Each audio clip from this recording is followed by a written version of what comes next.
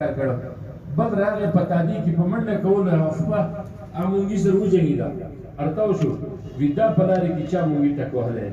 او خلک تاوی هغه دی وستل نو داغه دا وستل هم موجب د ثواب ځکه هغه نیت زو چې نو انسان د نقصان نه رسي په دې روشندان کې ډیره غټه فائدہ ده سنسي تور سره د دې فائدہ به حساب دی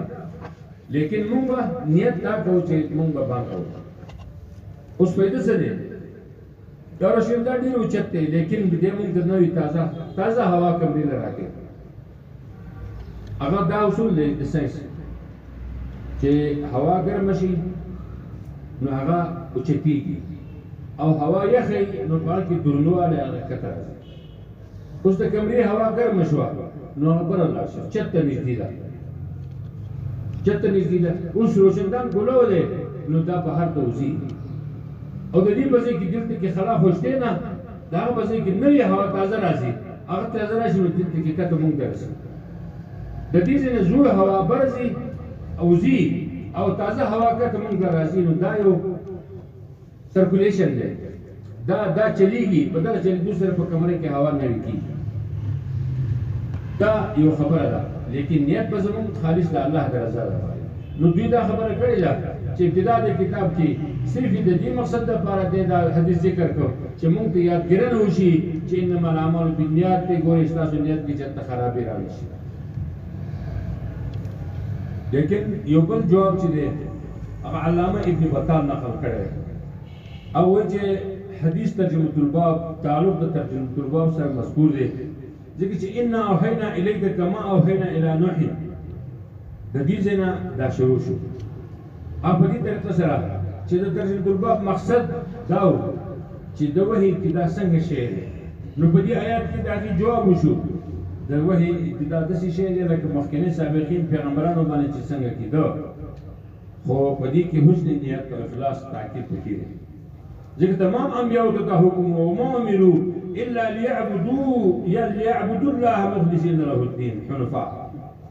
دې ته بل څه حکم نه وشي خو دې ټول پیغمبرانو ته حکم شي چې تاسو د الله پاک عبادت کوئ خو مخلصين له الدين دین هغه پوری خالص کړئ نو په دې ان اوحینا الیک کما اوحینا الی النبیین دا ابتدا د وحی شو خو ابتدا د وحی په دې طریقه سره مشروط شو چې نیت تاسو صفای نو هغه نیت د صفای لپاره انما الاعمال بالنیات دا ذکر مقصد په دې کې همدا دی یو بل جواب په دې کې ټول نه همدا جواب دا کړی چې ترجمه الباب سره مناسبت همیشه په دلالت مطابقت کې ضروري نه کله په التزامی کې هم او مدلول التزامی د دې وحی عظمت د شان مناسب دا په دې طریقه سره چې په ځا باندې وحی کیږي نو هغه د هغه اهمیت ذکر شو او خود د وحی اهمیت ذکر شو او چې نازل کړی دا اهمیت ذکر شو د وحی په اهمیت کې انما الاعمال بالنیات وحی اهم حاله ده چې په دې کې خلوص دی په دې کې اخلاص دی دا د الله د رضا لپاره نو دا د دې لپاره د دې وینه چې کوم دی په دې کې یو څونه چې اخلاص دی نو دا اخلاص مطابق چې دی د بادشاہ د خپل مرګرو باندې څونه ډېر اعتماد دی چې هغه ډېر په اخلاص سره کار کوي نو بادشاہ ته نږدې او بادشاہ بچا باندې شکی شو چې دې زمانه پر په اخلاص کار نه کوي په نخلاصې سره کار کوي نو هغه بیا ځان ته نه نږدې کوي د دې وینا انما الاعمال بالنیات دا حدیث د دې لپاره وی چې وحی اهمیت هر زیاتېږي چې دا په دې کې نیت کې چې کوم دی فرق دی نیت خالص د الله رضا لپاره نو بیا الله پاک دا ځان ته قبلې د دې وینا دا مطابقت د حدیث د ترجمه الباب سره دا اوس په دې کې اولنۍ خبره دا ده چې حدثنا الحميدي ترکیب دا وکړي دا حدثنا حدث چې دی دا فعل دی باب تفعیل دی او نا چې دی دا مفعول به مقدم دی حدثنا من ته حدیث بیان کړی دی او چا بیان کړی الحميدي دا حميدي فاعل دی هر فعل یو فاعل غواړي بل مفعول غواړي نو دا مفعول چې دی که ضمیر شي نو دا متصل دی د فعل سره نو دلته کې حدثنا ضمیر دی نو دا د دې وینا مخکې د فاعل نه مقدم شو د فاعل ځای تقدیم دی فعل سره متصل دی لیکن کله کله چې مفعول ضمیر شي نو بیا مفعول مقدم کېږي نو حدثنا الحميدي دا حميدي چې د مون مرفوع وایو دا په دې وجه سره وایو چې دا حميدي فاعل دی او اکثر چې د طالبان وقف کې حدثنا الحميدي ځکه چې دوی پوهېږي چې دا حميدي ووایم که حميدي یا وایم د ترکیب نه خبر نه وي نو چېرته زه غلط به ووایم نو غلط نه ځان بچ کولو لپاره وقف کوي مقصد دا خو ترکیب تاسو به هم سوچ کوئ ځکه چې ترکیب تاسو سوچ وکړه نو د ترکیب نه تاسو ته معنا تعین کېږي حدیث معنا به تاسو ته واضح شي نو حدثنا الحميدي دا جمله فعلیه ده او په دې کې چې کوم دی حميدي فاعل دی قال حدثنا هم اقشن ترکیب دی سفیان دا غیر فاعل دی حدثنا سفیان فاعله مرفوع قال حدثنا يحيى بن سعيد الانصاري اوس په دې کې دا ابن لفظ راغلی دی ابن کې دا اصول دی چې دا حمزه وصلی دی دا په درس کې ساقطيږي اسمین په میز کې راشي نو دا په خپل موصوف صفت دی او رستنین ته د مضاف نو په دغه حالت کې دا حمزه دې کټیږي او بینو کې راځي یحیی ابن سعید الانصاری نو دا یحیی چې دا فاعل دی او چونکی آخر کې الف راغلی دی د دې وجه په دې کې اعراب نه ظاهرېږي یحیی خدا موصوف دی ابن صفت دی او دا ابن مضاف دی سعیدین ته دا سعیدین مجرور ذکر راغلی یحیی ابن سعید الانصاری دا الانصاری صفت دا یحیی اسی یحیی چې هغه انصاری دی نو انصاری دا مرفوع ذکر راغلی چې یحیی باندې په محل د رفع کې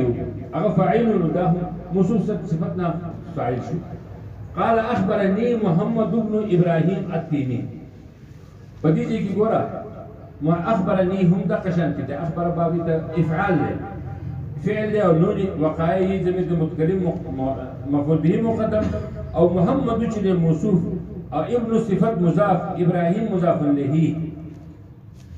الیه او دا مضاف صد مضاف الیه نه صفت د پر موصوف د صفت نه دا موصوف شو او التيمي صفت ثاني شو نو التيمي دا مرفوع چې د دې وینه شی دی چې دا مخکې نه فاعل باندې رفع نو د دې وینه داشه انه سمع علقمه ابن وقاص الليثي اوس په دې کې ترکیب لږ مختلف شو سمع فعل له او سمع علقمه د دې لپاره مفعول دی دا چا نه اوریدل دی علقمه نه اوریدل او ترکیب مخکې اخشن دي علقمه موصوف ابن صفت او وقاسم دا مضاف الیه او ابن مضاف الله سی صفت دلته کې یو سوال بعد تاسو ته حکم تاسو ته اجرا ده بار چې محمد بن ابراهیم دا ابراهیم کې نسب ولې راغی فکر خدا و چې دا ابراهیم چې دا مجرور شی ځکه هر مضاف الیه مجرور دی تاسو ځین درازي څه دی یو استاد راغلی کالج استاد اصلي خبره یاد شو نو هغه وی چې زما خاله یو شاعر راغلی او ټیټي پوس والا استاد نو ما هغه اعتراض وکړ په هغه باندې چې علی ابراهیم دا علی راغل دی حرف جر دی په ابراهیم باندې داخل شي دا ابراهیم دا منصوب ولې دا مجرور پکړ دی حرف جر په عمل دا جر خو کوي نو هغه سوچ وکړ یا کې دې چې دا سهو د ناس کاتب په یې کاتب چې خطا شي ابراهیم لیکلی اصل خبره خو دا چې تاسو وی دا ابراهیم چې دی کنه دا یو په دې کې عالمیت دی بل په دې کې عجمیت دی هغه دوه صفتونه دي دوه علتونه دي چې د هغې دوی نه دی غیر منصرف دی مشابه کېږي د فعل سره نو فعل کې جر ممنوع دی نو په دې کې هم جر ممنوع دی جر په صورت د نسب کې راځي په دې باندې پوه شوې نو دا ابراهیم چې دی دا په صورت د نسب کې ذکر راغلی دا مضاف الیه دی لیکن په صورت د جاجر په صورت د نسب کې دا ترکیب شو سمعت عمر بن الخطاب هم دغه شی دی سمعت فعل فاعل او عمر چې دی دا موصوف شو او ابن صفت ته او مضاف ته الخطابی ته عمر بن الخطابي عمر چې زوی د خطاب او رضی الله عنه رضی فعل دی او الله فاعل دی رضی الله مطلب الله دې راضي شي دا او دا رضی الله عنه صحابي ته ویل کیږي دا زموږ اصطلاحات دي دا په شرع کې داسې شی نه دي زموږ د اهل سنت والجماعت اصطلاحات دا دي چې علیه السلام مونږ پیغمبر نه علاوه بل چاته نه وایو سلام علی موسی و هارون سلام علی ابراهیم سلام علی نوح فی العالمین سلام علی الیاسین دا په دې ځای کې سلام راغلی په پیغمبرانو باندې نو اهل سنت والجماعت دا یو اصطلاح جوړ کړی چې علیه السلام ویل دا د چا لپاره دی دا صرف د پیغمبر لپاره او صحابي لپاره رضی الله عنه وویل ځکه په قرآن کې دا خبر راغلی دی رضی الله عنه الله پاک د دوی نه راضي شي او دوی د الله نه راضي شي دي نو د صحابو مبارک دا خبر راغی نو اوس موږ دا خبره کوو په دې کې په دې شیګانو باندې رد وایي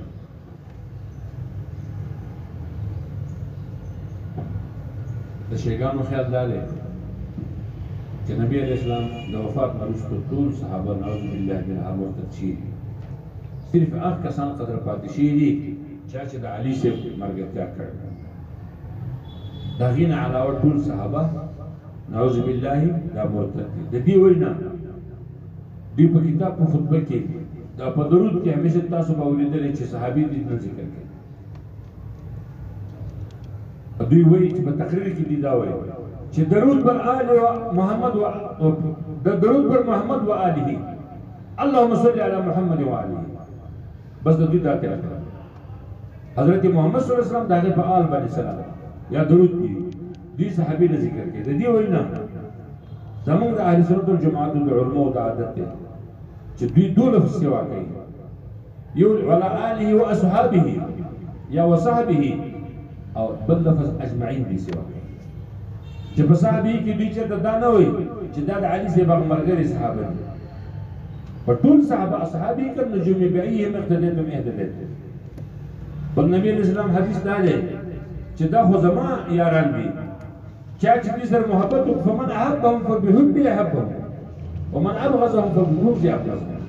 که څوک دې سره بغض کوي نو هم زما د بغض دوی ته بزیاتی دي بغض او که څوک محبت کوي نو موږ د حضرت ابوبکر صدیق رضی الله عنه سره محبت کوو د دې وجه چې د اولنې غار هراک اولنې غار مرګره په مشکل حالات کې د نبی له هجرت کې مرګره و هجرت کې د مرګ فیصله و چې چا الله سره غره دوړه به وچل شي او د انعام هم مقرر کړو نو مرګ د پاره چا ځان مقرر کړی ابوبکر صدیق رضی الله عنه نبی علیہ السلام وایي چې ټول دنیا زمانه مخ اړولې و دې په هغه وخت کې زما سره محبت کړي زما مرګتیا کړي زموږ محبت خو پدی وسره ابوبکر صدیق سره محبت چې کړي چې هغه د نبی اسلام په خبر کړي او وحی ډیر ضروري کې دا برای باندې واقع راغلی او هغه چې غلط کار نه دی کړی دا د دې اسی په عقیدت کې ډیر په عقیدت کې دا خبره لکه د علي صاحب یا د هاشمي بني هاشم سره ډیر محبت دوی نه دی دا خبره کوي لیکن د دې محبت د صحابه سره د محبت نه سره مخالف خو نه دی کړی زموږ د دوه سره محبت دی د دې ونه په خطبه کې زه دا وایم تاسو هم دا خبره یاد ساتئ چې دا خام خاص په خطبه کې وایي حضرت مولانا اشرف علي تھانوی رحمۃ اللہ علیہ چې خطبه کوم څنګه لیکلې دا خطبه تاسو خام قال النبي صلى الله عليه وسلم ارحم امتي بامتي ابو بكر واشدهم في امر الله عمر واصدقهم حياء عثمان واقضاهم علي وفاطمه سيد نساء الجنه والحسن والحسين سيدا شباب اهل الجنه والحمد لله الله وسيد رسوله اللهم اغفر للعباس وولده مغفرة ظاهرة وباطنة لا تغادر ذنبا وبيا الله في اصحابه لا تتخذهم غرضا فمن احبهم فبحبه احبهم ومن ابغضهم فببغضه ابغضهم سنیان اور ندیم سے کوئی چیز سنی تو سن ہو چکی سنیان نسل د دین خبرم نه دي موږ دا پته هم نشي او دا شیګان په هر خبره کې رد کوي په حضرت عمر رضی الله عنه په حضرت ابوبکر صدیق سے نو موږ کوم څه په خطبه کې خدا ترتیب وایو نو څنګه خلک عامیان دي خران نشي په یو ټکی باندې نه پوي لیکن دا خو دې اوري کنه چې اول نوم د حضرت ابوبکر صدیق صاحب راغی په خطبه کې، بیا دویم نوم د چا راغی؟ د عمر صاحب، او دریم نوم د عثمان صاحب، او څلورم